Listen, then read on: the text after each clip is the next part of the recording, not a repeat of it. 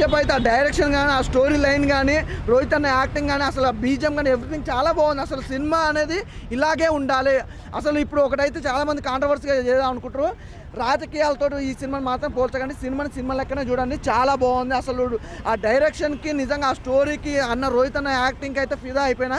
సూపర్గా production values ఏంటి భయ్య, ఇలాంటి సినిమాలకు ప్రొడక్షన్ వాల్యూస్ గురించి మాట్లాడాల్సిన అవసరం లేదు. ఎవ్రీవన్ ఎక్కడ చూసుకున్నా కాంప్రమైజ్ అనేది ఎక్కడ జరగలేదు. సినిమా ఎలా తీయాలనుకున్నా అలాగే తీశారు డైరెక్టర్ గారు. అలాగే హీరో గారి గురించి చెప్పాలంటే అన్న గ్యాప్ ఇచ్చినా కూడా ఒక మంచి సినిమాతో వచ్చిండు. గతంలో చూసుకుంటే అన్ని సినిమాలు కూడా చాలా బాగుంటాయి. అన్న సినిమాలు ప్రతి ఒక్కరు ఎంజాయ్ చేస్తారు. సినిమాలో కొన్ని సినిమాలలోనన్నా వేరే హీరోలు చేసే ఒలగాటో లేకపోతే వేరే ఉంటాయి, కానీ అన్న సినిమా మాత్రం పర్ఫెక్ట్గా ఉంటుంది, ఎక్కడే కాంప్రమైజ్ కాకుండా.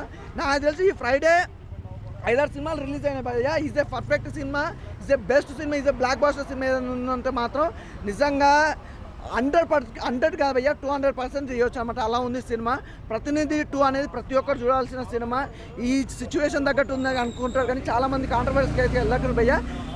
సినిమా అక్క చూడడానికి ప్రతి ఒక్కరు కోరుకుంటాం. ఇంతకంటే ఎక్కువ అయితే చెప్పండి, సినిమా చాలా బాగుంది, సూపర్.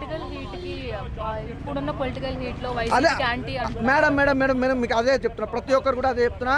పొలిటికల్ అసలు ఈ సినిమాకి సంబంధం లేదు. అలాగే మీరు అన్నట్టుగా జనసేన కానీ టీడీపీ కానీ వైఎస్ఆర్సీపీ కానీ ఈ పార్టీలతో మాత్రం పోల్చకండి. సినిమా లెక్కనే తీసారు, సినిమా లెక్కనే చూడాలి అంతే.